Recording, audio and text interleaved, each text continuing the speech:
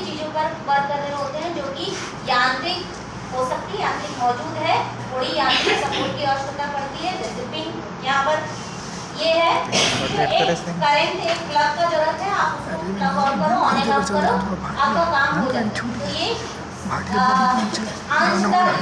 थोड़े यांत्रिक सपोर्ट के साथ आप ऐसे टेक्नोलॉजी का उपयोग कर सकते हैं। हाईटेक टेक्नोलॉजी ये हमारे इंडिया में मौजूद नहीं है, ऐसा बोलो तो ज़्यादा अच्छा रहेगा, क्योंकि हाईटेक टेक्नोलॉजी के इक्विपमेंट खरीदना और उसे मेंटेन करना, जैसे कोई हॉबी होती है, हमारा सबका हॉबी है, सबका हॉबी है, हाँ, वो हॉबी डिफरेंट टाइप का हॉबी।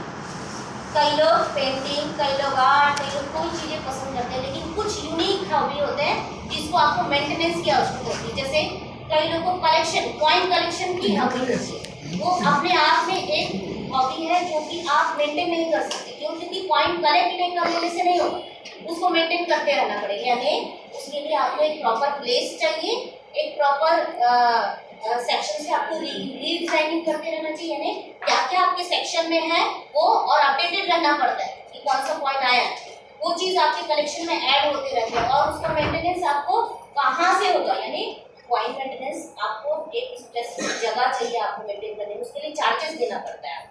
तो ये चीज़ें आपको हाईटेक टेक्नोलॉजी में भी दिखाई दे। ऐसे बहुत सारे इक्विपमेंट है, लाइक फिजिकल मोटर डिसेबिलिटी के जितने केसेस है, locomotor, spinal cord injury, spinal bifida, जितने भी केसेस है, वो केसेस में आपको हाईटेक टेक्नोलॉजी का सपोर्ट का जरूरत पड़ेगी, वो एरिया में भी हो चाहे मोबिलिटी में, दोनों सेक्टर पे आपको जरूरत पड़ेगी। आगे आपको बताऊंगी मैं। और टेक्नोलॉजी क्यों जरूरी है? कॉन्सेप्ट फॉर्मेशन के लिए, लर्निंग के लिए जरूरी है। कॉन्सेप्ट फॉर्मेशन यानी संप्रदाय निर्माण कर रहे हैं आप किसी बच्चे का, रंग, शेप, साइज, सेक्स के अलावा नंबर, राइटिंग, अर्थमेटिक, रीडिंग, जो भी कॉन्सेप्ट आप दे रहे हो वो बच्चे को, वो कॉन्सेप्ट के लिए जरूरी है कि कॉन्सेप्ट फॉर्मेशन के लिए हेल्प करता है टेक्नोलॉजी। इसके अलावा मोटिवेट लर्नर्स, डिफरेंट टाइप के लर्नर को मोटिवेशन देता है, क्योंकि बच्चे का बोरिंग नहीं होता, हाँ, ये इंटरटेनिंग होता है करके ये मोटिवेट करता है लर्नर को कि वो लर्निंग से एक जो कनेक्शन बना रहता है, हमेशा टूटता नहीं। जैसे अभी मेरा से टूट जाएगा, यानी इससे बंद कर दूंगी तो मुझसे टूट जाएगा, लेकिन इससे आप कनेक्ट कर सकते। तो ये technology help in retention of information, हाँ, इंफॉर्मेशन को लेना और साथ साथ में उसे भेजना, जैसे आप लोग व्हाट्सएप पर करते हैं, आया एंड फॉरवर्ड करते हैं, तो रिटेंशन करने के लिए, यानी जो इंफॉर्मेशन आई है उसे भेजने के लिए या देने के लिए जरूरी है कि आपको वो टेक्नोलॉजी का हेल्प किया जाए। होलिस्टिक लर्निंग सिर्फ यहाँ तक बैठने की, यानी सिर्फ पाठशाला के नीचे, चार दीवार के नीचे, इंडोर में आप जितना संक्षिप्त शिक्षा ले सकते हो वो आज एक चार दीवार इस पे हो गया, लेकिन इस पे होलिस्टिक लर्निंग आप कर सकते हो, यानी एम लर्निंग, मोबाइल लर्निंग जिसको बोलते हैं, आप एम लर्निंग के थ्रू सब चीज आप सीख सकते हो। क्लासरूम ऑर्गेनाइजेशन के लिए हेल्प करता है। अभी जितने भी लोग हैं कम्युनिकेट करने के लिए इजी है कि आप टेक्नोलॉजी के जरिए कनेक्ट कर सकते हो, टीचर के लिए भी इजी है, स्टूडेंट के लिए भी इजी है। एटीट्यूड चेंज करने के लिए, यानी हमारे स्पेशल किड्स के साथ आप डिजिटल पेपर काम कर रहे हो, जैसे आज का इंसिडेंट है, यहाँ आने से पहले मैं थेरेपी कर रही थी, एक न्यू चाइल्ड था ADHD का, उसे राइटिंग पर फोकस नहीं, ठीक है, मैंने स्लेट और पेंसिल दिया, उसके बाद जो मौजूद था बच्चे ने नहीं किया, ठीक है, मैंने जैसे ही मार्कर का प्रयोग किया और डिजिटल बोर्ड का प्रयोग किया, बच्चे ने तुरंत स्क्रैबलिंग करना चालू किया। तो ये आपको क्या करता है, हेल्प करता है बच्चे के लर्निंग स्टाइल से कनेक्ट, क्योंकि बच्चे क्रिएटिविटी कर रहा होता है, कुछ हुआ तो बच्चे को स्क्रैबलिंग करने में नहीं, उसे मिटाने में इंटरेस्ट, जब तक स्क्रैबल नहीं करेगा तब तक वो एक पिन है उसको कैसे स्क्रैबल करेगा, मिटाएगा कैसे, इरेज कैसे करेगा, तो इरेज करने के लिए बच्चा क्या किया, स्क्रैबल किया। तो ये चीजें आपको क्या करती है, उनके एटीट्यूड यानी उनकी जो अभिवृत्ति है उसको चेंज करने में हेल्प करता है। प्रैक्टिकल फन के लिए भी, लर्निंग फन के लिए भी, रिक्रेशनल, जितने भी कॉन्सेप्ट ले रहे थे बोरिंग नहीं होते, इंटरटेनिंग होते हैं, करके लर्निंग करने के लिए इजी होता है।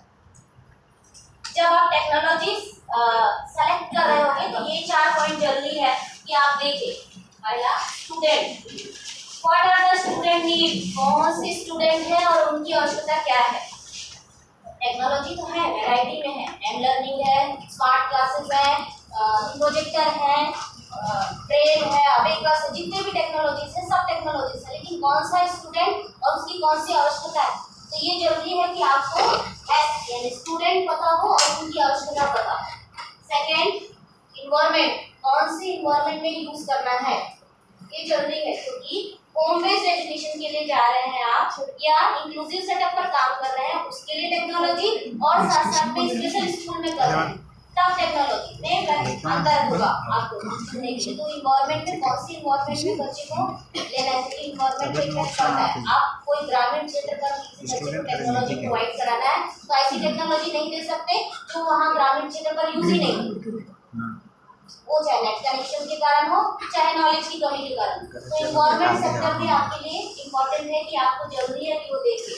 Next, task, what does the student need to in completion, कौन सा टास्क उनको सिखाना है, कौन से एरिया का, personal, social, communication, reading, writing, arithmetic, कौन से सेक्शन को आप सिखा रहे हो वो जरूरी है, तब आप उसके लायक आप वो स्किल क्या कर सकते हो, उठा सकते हो।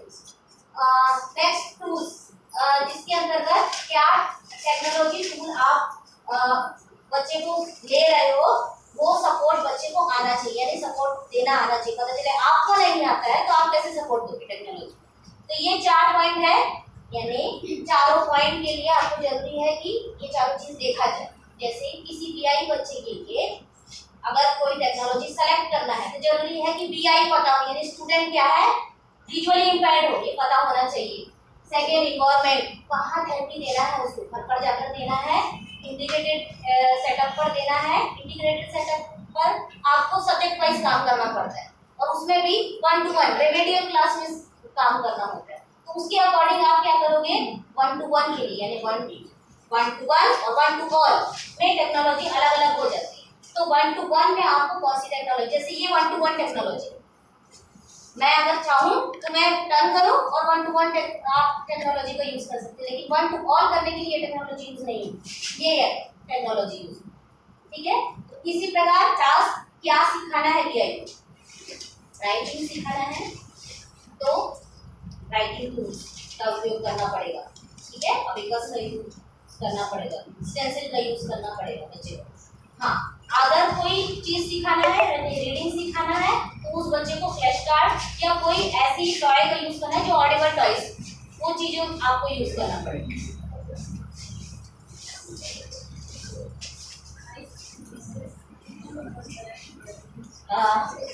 हमारे पास अभी रिसेंट में कौन कौन से रिसोर्सेज हैं या रिसेंट में कौन कौन से टेक्नोलॉजीज हैं जिनका हम उपयोग बहुत पहले से कर रहे हैं, यानी आदिम जमाने से करते आ रहे हैं, वो है टेक्स्ट बुक।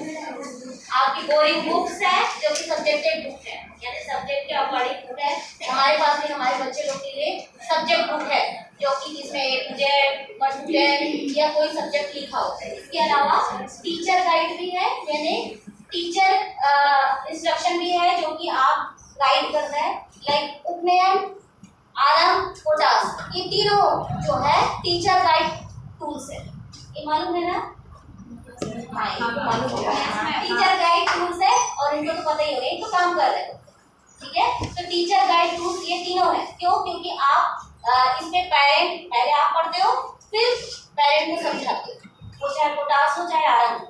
तो जब आप टीचर गाइड का ये जो आरंभ उपनयन पोटास में बहुत सारी टेक्निक्स है जो कि ऑनलाइन मौजूद है, आपको ऑनलाइन असेसमेंट करना पड़ता है और ऑनलाइन डिजिटल फॉर्म पर आपको टीचर गाइड होते हैं। तो इस पे आपको क्या है, टीचर गाइड करने के लिए भी टेक्नोलॉजीज है। पिक्चर्स है, यानी तस्वीर, फ्लैश कार्ड जिसको बोलते हैं, दिखाओ ये एप्पल है, ये मैंगो है, ये एक लर्निंग रिसोर्सेज है। इसके अलावा वॉल चार्ट्स है, दीवार पर बना देते हैं, वो चाहे टाइम टेबल हो या चीज हो, तो वॉल चार्ट्स कहीं ना कहीं हमारे काम आते हैं, जिसको पोस्टर्स वगैरह आप कहते हैं। सीडीज है, यानी पुराने जमाने का, लगाओ सीडीज और प्ले करो, फॉरवर्ड करो, रिप्ले करो, ये चीजें हमारे पास अभी मौजूद है। फ्लैश कार्ड, इतने ये जो 4-5-6 चीजें हैं, इसी के साथ हम प्रोफेशनल भी काम कर रहे हैं और स्टूडेंट भी काम कर रहे हैं। इसके अलावा कोई टेक्नोलॉजीज अभी रिसेंट स्पेशल एजुकेशन में हमारे पास है लेकिन मौजूद नहीं। ठीक है, हाँ, इसके अलावा ऑनलाइन रिसोर्सेज है जिसमें ई लर्निंग यानी इलेक्ट्रॉनिक लर्निंग जो आप कर रहे होते हैं, एम लर्निंग, ई लर्निंग, ये दोनों हम यूज कर रहे होते हैं टेक्नोलॉजी में, अभी बहुत चल रहे हैं एम लर्निंग और ई लर्निंग। ठीक है, ई लर्निंग प्लेटफॉर्म के अंतर्गत आपको नोट्स, टेक्स्ट क्या करेंगे पीडीएफ फॉर्म में और प्रेजेंटेशन फॉर्म में मिलते हैं। नेक्स्ट एजुकेशनल सॉफ्टवेयर, जो शैक्षणिक सॉफ्टवेयर है जो शिक्षा के लिए बनाए गए हैं। एनसीईआरटी की वेबसाइट्स पर आप जाओगे तो आपको क्लास 1 से लेकर क्लास 10 तक जितने भी हैं उसके इंडिविजुअल वर्कशीट भी मिलेंगे बच्चे को पढ़ाना है तो, और सॉफ्टवेयर्स भी मिलेंगे जिसमें बच्चे को 1 क्लिक एंड बच्चा क्या करता है वर्कशीट को परफॉर्म करता है। ठीक है, और उसके अलावा टॉपिक स्पेसिफिक बुक है, वर्क बुक्स है, रेडीमेड एक्सपेरिमेंट किट्स है, जैसे हमारे पास है लिपिड आईडी के सिकंदराबाद द्वारा 4 किट प्रोवाइड किए जा रहे हैं हम लोग को, या समग्र शिक्षा या स्टेट गवर्नमेंट के द्वारा जो उनको किट प्रोवाइड किया जा रहा है वो हमारे पास किट है जो कि हमारे लर्निंग के लिए हेल्पफुल। कुछ इधर मैं चाहूंगी कुछ टेक्नोलॉजी या एसी के बारे में, यानी ऑग्मेंटिव अल्टरनेटिव कम्युनिकेशन, जिसके जरिए हम अन्य कम्युनिकेशन के माध्यम को भी हम ऐड करते हैं। तो टेक्नोलॉजी को थोड़ा सा ज्ञान मैं इधर चाहूंगी। इधर कोई मेथड यूज हो रहा है, क्या मेथड है इधर? Sign language. ठीक है, अब साइन लैंग्वेज आपको टेक्नोलॉजी फॉर्म में भी अवेलेबल कराने के लिए फोर्स किया जा रहा है। अब जितने भी चीजें हैं आपको इंटरप्रेटर भी है, यानी इंटरप्रेट जो करेगा वो साइन लैंग्वेज के थ्रू आपकी न्यूज है, जैसे डीडी न्यूज में होता था पुराने जमाने में। मास मीडिया पर चले जाओ, मास मीडिया जनसंचार जिसको बोलते हैं, पुराने जमाने में हमारे पास 3 ही जनसंचार, ठीक है, जिसमें आपको पुस्तकी यानी मुद्रित संसाधन जिसको बोलते हैं, लिखा हुआ चीजों से हम क्या करते थे अंदर, जिसमें न्यूज़पेपर है, समाचार पत्र है, दैनिक भास्कर है, इस तरीके से हम मुद्रित संसाधन के माध्यम से पढ़ते थे। ठीक है, इलेक्ट्रॉनिक संसाधन का जब मीडिया आया जिसमें टीवी न्यूज आया, रेडियो आया, एफएम रेडियो आया, ये जब आया तब हमको इस साइन लैंग्वेज का नीड हुआ, क्योंकि डीडी न्यूज ने ये जाना हमारे बीच में। तो डीडी न्यूज एक पहला माध्यम, इसके बाद आपको इंटरटेनमेंट सेक्शन अलग हो गया, सीरियल अलग हो गए, मूवीज अलग हो गई, सब अलग अलग हो, लेकिन पहले एक ही माध्यम था। कुछ भी देखना है तो डीडी न्यूज ऑन करो, सुबह म्यूजिक चलता था, दोपहर में सीरियल चलते थे, शाम में एजुकेशनल सेटअप पर आपको चैनल चलते थे, अब रात में न्यूज वगैरह जो भी सेक्शन चलता था, संगीत वगैरह वो सेक्शन चलता था। तो ये जो साइन लैंग्वेज का लर्नर की नीड